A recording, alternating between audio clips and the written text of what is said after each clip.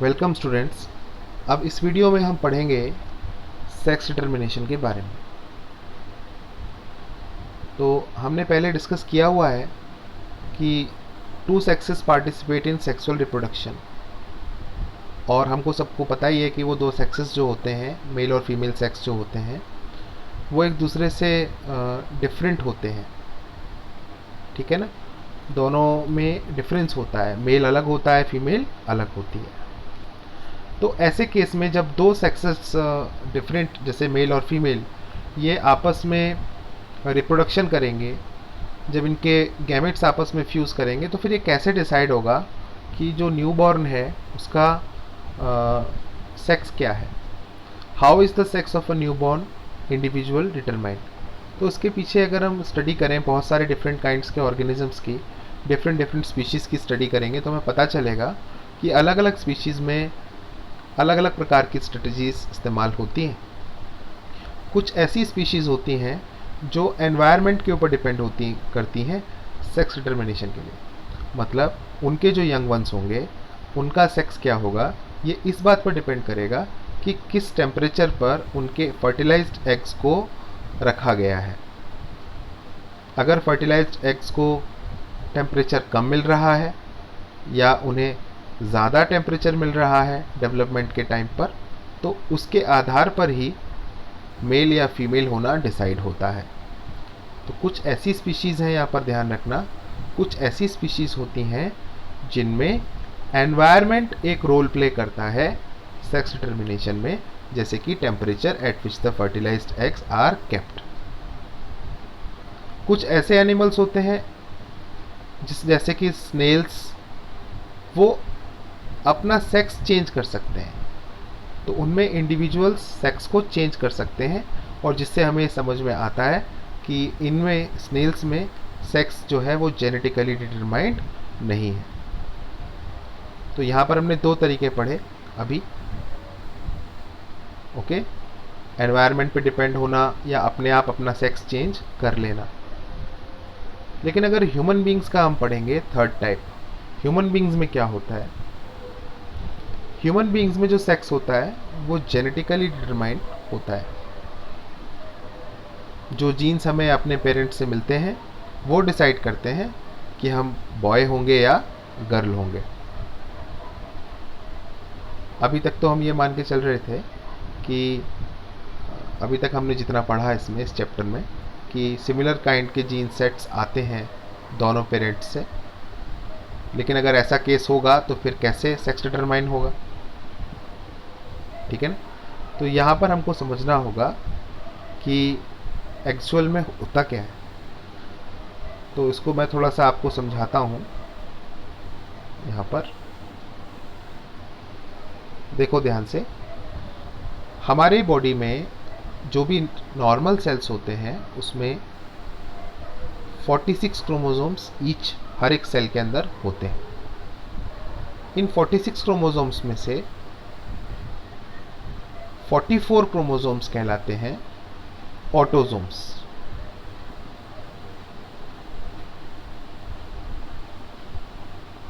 और 2 क्रोमोसोम कहलाते हैं सेक्स क्रोमोसोम्स।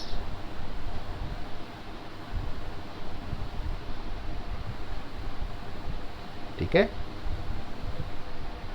ये हमारे समझ में इतना आता है, 44 एंड 2। यानी 44 को अगर हम पेयर में डिवाइड करें तो how many pairs, 22 pairs of autosomes plus 1 pair of sex chromosome. तो ये कॉम्बिनेशन हमारे पास होता है हमारे हर बॉडी सेल में, except the gametes, except the gametes. अब जो ऑटोसोम होते हैं ये क्या करते हैं। ऑटोसोम्स हमारे बॉडी के डिफरेंट कैरेक्टरिस्टिक्स को डिफाइन करते हैं। मतलब ऑटोसोम के पास पूरा का पूरा एबिलिटी होती है हमारी बॉडी के बॉडी पार्ट्स को डिफाइन करते हैं, उनकी कैरेक्टरिस्टिक को डिफाइन करते हैं, हमारी बॉडी कैसी बनेगी।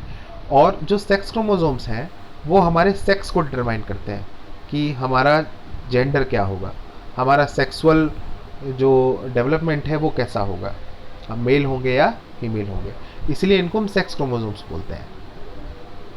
और बाकी सारे फंक्शंस जो है वो ऑटोसोम्स कंट्रोल करते हैं।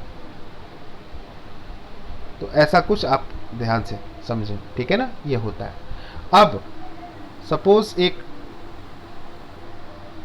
गैमेट मदर सेल है, gamete mother cell. Gamete mother cell नाम से आप समझ गए होंगे कि इससे गैमेट बनने वाला है आगे चल के, ठीक है, इससे क्या बनने वाला है, गैमेट। तो कौन से रिप्रोडक्शन से, कौन से वाले डिवीजन से बनेगा, मियोसिस से बनेगा। हमको पता है कि जो गैमेट फॉर्मेशन होता है सेक्सुअल रिप्रोडक्शन में वह मियोसिस से बनते हैं, क्योंकि अगर ये मियोसिस से नहीं बनेंगे तो सेम नंबर ऑफ क्रोमोसोम आ जाएगा गैमेट में, तो जो कि गड़बड़ हो जाएगा, क्योंकि आगे चल के क्रोमोसोम नंबर डबल हो जाएगा जाइगोट में। तो अगर मियोसिस से गैमेट बना तो इस गैमेट के अंदर कितने क्रोमोसोम होंगे, 23, क्योंकि मियोसिस क्रोमोसोम नंबर को हाफ कर देता है। अब इस गैमेट का मैं नाम दे देता हूं, सपोज ये है sperm. So each sperm will have 23 chromosomes. And sperm का जो गैमेट मदर सेल है वो कौन है, स्पर्मेटोगोनियम।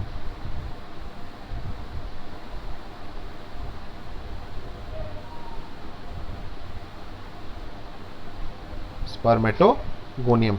स्पर्मेटोगोनियम कहाँ मिलता है, टेस्टिस में। तो टेस्टिस में स्पर्म्स बनते हैं।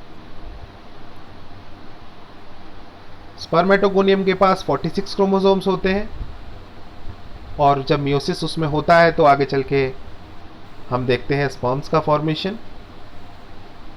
एक स्पर्मेटोगोनियम से 4 स्पर्म बनते हैं, और हर स्पर्म के अंदर 23 क्रोमोसोम्स होते हैं, यानी एग्जैक्ट हाफ। ऐसे ही फीमेल में गैमेट मदर सेल होता है oogoनियम, जो कहां मिलता है, ओवरी में। और oogoनियम में भी 46 क्रोमोसोम्स होते हैं, और आगे चल के जब इसमें मियोसिस होता है तो हम देखते हैं किसका फॉर्मेशन, एग का फॉर्मेशन। और एग के अंदर कितने क्रोमोसोम्स होते हैं, 23, क्योंकि जैसा कि वहां पर मेल में हमने पढ़ा, ऐसे फीमेल में हाफ हो जाता है क्रोमोसोम नंबर, 23 क्रोमोसोम्स। नाउ इसको थोड़ा सा और इजी, थोड़ा सा और बताता हूं। 44 प्लस XY, ये हमारा गैमेट मदर सेल था। टोटल कितना हो गया, 46 हो गया ना, 44 और ये 1 और ये 1, 46। तो ये सपोज हमारा गैमेट मदर सेल था मेल में, spermatogonium.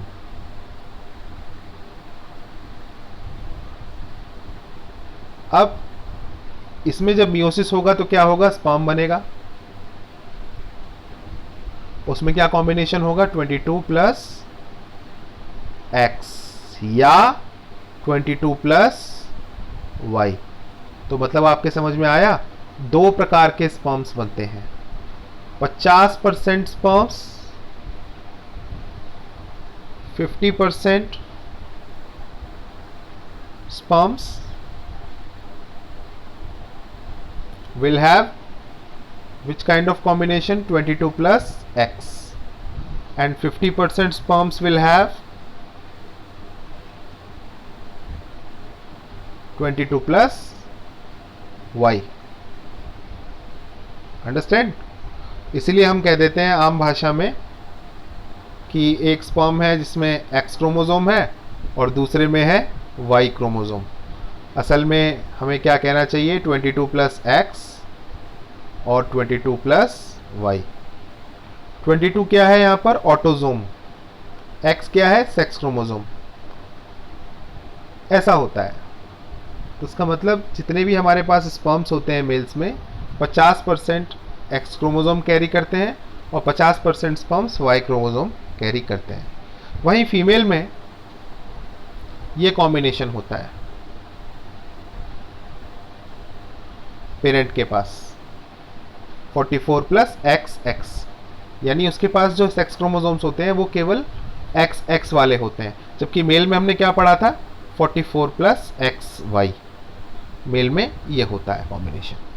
This is male and this is female.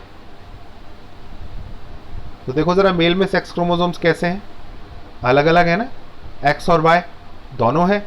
और फीमेल में कौन से सेक्स क्रोमोसोम्स हैं, केवल एक्स वाले, यानी एक जैसे। तो अब इसीलिए मेल में आपने देखा कि मेल में क्या हो रहा था, 50% स्पर्म्स के पास एक्स क्रोमोसोम था और 50% स्पर्म्स के पास वाई क्रोमोसोम था। फीमेल के केस में क्या होता है, 44 प्लस एक्स एक्स होता है गैमेट मदर सेल यानी ओगोनियम में, और फिर जब मियोसिस होगा तो जो एग बनेगा उसका कॉम्बिनेशन होता है 22 प्लस एक्स। क्योंकि इसमें तो एक ही जैसे बन सकते हैं, अलग अलग प्रकार के एग क्यों बनेंगे, बिकॉज इसका आधा 22 हो जाएगा और इसका आधा एक्स होगा।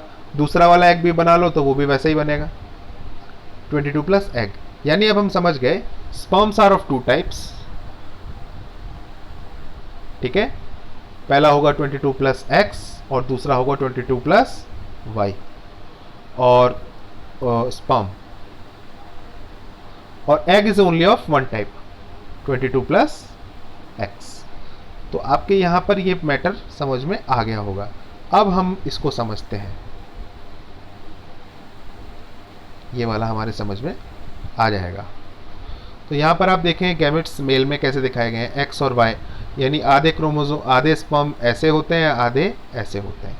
और फीमेल में एक्स ओनली, एग केवल एक्स वाला होता है। तो अब जरा अगर हम देखें चांसेस फ्यूज़न के, अगर ये पहला वाला जो स्पर्म है ये एग के साथ फ्यूज़ करेगा तो क्या होगा, एक्स एक्स बनेगा। आपको पता है एक्स एक्स क्या होता है, female, because we know 44 plus X X is female.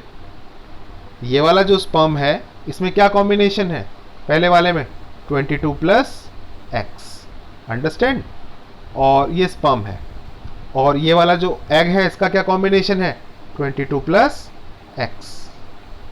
अब इन दोनों को जोड़ोगे तो क्या आएगा, इन दोनों को जोड़ने पर आएगा 44 प्लस एक्स एक्स। इन दोनों को अगर आप फ्यूज कर देंगे तो क्या आ जाएगा, 44 plus X X. This is female, female आ गई, अंडरस्टैंड। दूसरा वाला केस देखो, सेकंड केस क्या बन सकता है, ये वाला जो स्पर्म है ये इस एग के साथ फ्यूज करे तो यहां पर क्या कॉम्बिनेशन आ रहा है, एक्स वाई यानी मेल। क्यों, 22 प्लस वाई, ये वाला केस। और इस वाले केस में क्या है, 22 प्लस एक्स। इनको जोड़ने पर क्या बनेगा, इनके फ्यूजन से क्या आएगा, जाइगोट।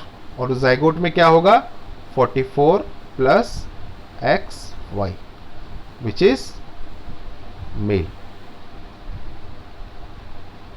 तो आई होप कि आपके समझ में ये आ गया होगा कि सेक्स डिटर्मिनेशन ह्यूमन बींग्स में कैसे होता है।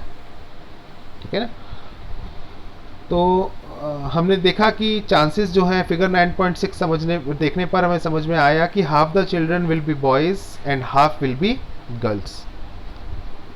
All children will inherit an X chromosome from their mother regardless of whether they are boys और गर्ल्स।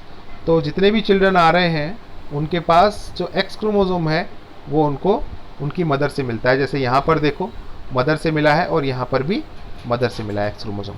लेकिन 50% जो चिल्ड्रन हैं उनको अब एक्स क्रोमोसोम फादर से मिलता है। जैसे ये जो फीमेल है इसको एक्स क्रोमोसोम कहाँ से मिला है, फादर से मिला है। और मेल को वाई क्रोमोसोम कहाँ से मिला है, फादर से मिला है। ठीक है ना। A child who inherits an X chromosome from her father will be a girl and one who inherits Y chromosome from him will be a boy।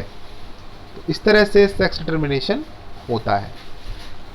I hope आपके समझ में आया होगा। Thank you students.